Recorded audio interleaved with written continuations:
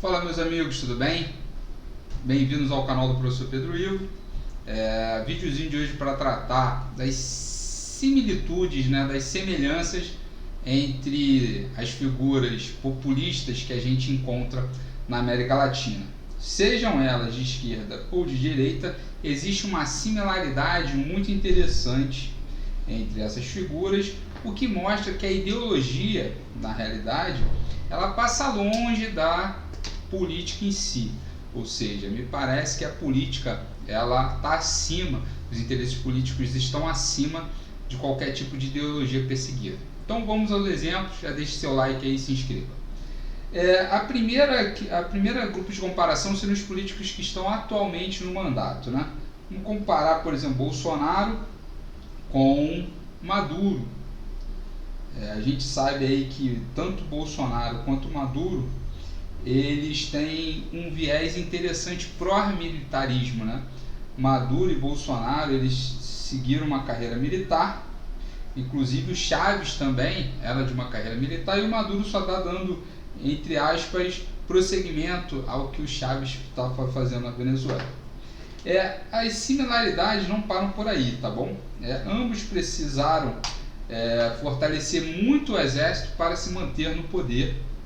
E além disso, existe massivamente uma campanha de ambos criticando a imprensa e a forma como a mídia em si trabalha as informações. Até aí não há nenhum problema, Até aí a gente não observa, não estou falando nem bem nem mal de ambos os governos, mas estou mostrando similaridades, comportamentos, um certo padrão. No entanto, na Venezuela, diferentemente do Brasil, você tinha um agravamento grande das tensões sociais, porque existia de fato uma parcela grande da população excluída do âmbito econômico e do jogo econômico. Na verdade, quando a gente observa a sociedade venezuelana, o distanciamento da classe média da classe pobre antes da era do Chaves era enorme. Você tinha uma classe média, média alta, que inclusive era muito próxima aos Estados Unidos. Grandes grupos venezuelanos da área de petróleo, eles adquiriram verdadeiros bairros em Miami e tudo mais. O Brasil segue mais ou menos no mesmo padrão, e o que me deixa atordoado é que é um padrão tardio. Então me parece que o Brasil hoje meio que tenta perseguir os passos da Venezuela sem entender muito bem esse processo, em que uma elite reclama das condições do país, mas essas condições são fomentadas pela própria elite, pelo próprio modo em que a elite enxerga a população. No entanto, diferentemente da Venezuela, o Brasil tem uma estrutura de política pública um pouco mais democrática, que acessa historicamente mais a população e obviamente não enfrentou nenhum tipo de ruptura democrática como que a Venezuela enfrentou. Mudanças grandes no processo democrático que impedem inclusive uma sucessão de presidente, onde você acaba se mantendo um mesmo grupo no poder ad eterno devido a mudanças constitucionais e mudanças no processo eleitoral. No entanto, tanto Chaves quanto Bolsonaro criticaram o próprio processo que alçou eles ao cargo de presidente. Então hoje em dia Bolsonaro é muito forte, bate um discurso muito forte em relação ao processo eleitoral no Brasil das urnas eletrônicas, que é a volta do voto impresso, como se o voto impresso pudesse garantir algum tipo de lisura na corrida e na eleição mais forte do que a urna eletrônica.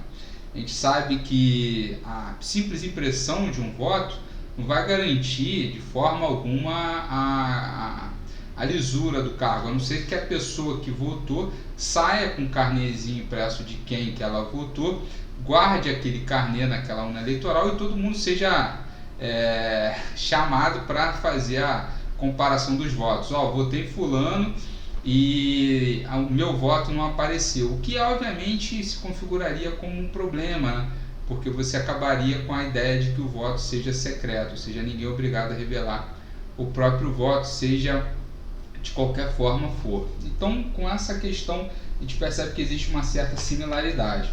E o Brasil caminha a passos largos para uma ruptura econômica, no que eu digo assim, em termos de uma estrutura mais simples, porque a gente acaba enfrentando aí mais uma vez um processo de crise gerado pela questão do desemprego, né? A gente tem um desemprego muito elevado no Brasil ainda e a gente ainda não tem uma boa saída para essa questão. Muitos comemoram, né, a questão dos empregos formais, mas essa criação dos empregos formais, além de ser muito desigual, a massa salarial é bem menor do que a massa salarial de tempos atrás. Então o salário médio vem sendo achatado, isso vai jogando a população, e com a inflação crescente, vai jogando a população num descontentamento e a gente acaba se deparando com várias questões. O mesmo processo aconteceu na Venezuela. Durante um certo período, a política do Maduro e do Chávez, principalmente, deu muito certo. Na medida que você teve uma inversão dos termos de troca do petróleo, a economia venezuelana, que é extremamente dependente, ela sofreu bastante. Então teve um surto inflacionário e falta de produtos, né? O Brasil está passando pelo mesmo processo e Bolsonaro já sinalizou que ele não consegue enfrentar a dinâmica desse processo, o ciclo que dinamita a pressão inflacionária, que são os gastos públicos e os benefícios completamente anacrônicos de parte de uma elite de cidadãos no Brasil que estão ali em parte no serviço público, né?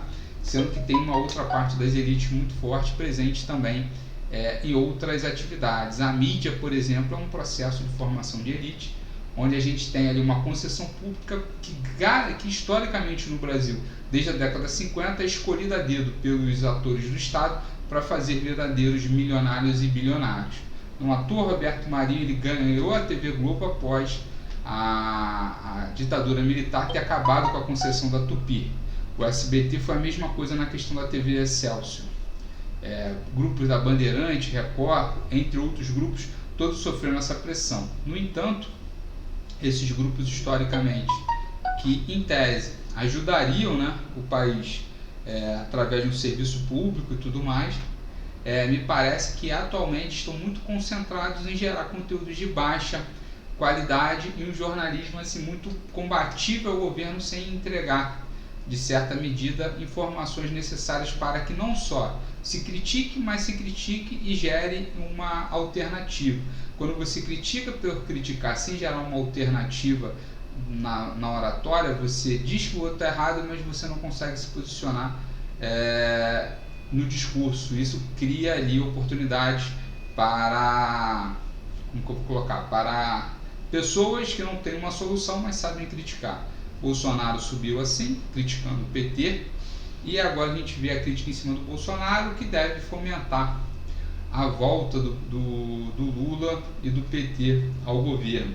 Então a gente tem aí um cenário que é melhor do que o cenário com Bolsonaro, mas a gente não sabe até que ponto parte desse retorno ao PT, do Lula e do PT ao governo seja algo favorável, já vista que o Lula não é mais o mesmo Lula de 2002. Então, e cargos de renovação interessantes, como por exemplo o Haddad, ficaram aí pelo meio do caminho. Quadros de renovação que deveriam ter ocorrido há 8 ou 12 anos, como Ciro Gomes, também ficaram pelo meio do caminho. Quadros de mudanças, inclusive na matriz de pensamento, como a Marina Silva, ficaram pelo meio do caminho. Quadros interessantes de oposição, como Alckmin, Serra, e aí a gente sabe também da questão do traficante do Aécio Neves, ficaram pelo meio do caminho. Então a gente tem aí um ciclo de PT, Temer, que é um ciclo que foi o presidente mais velho da história do país, Bolsonaro e agora a volta do PT.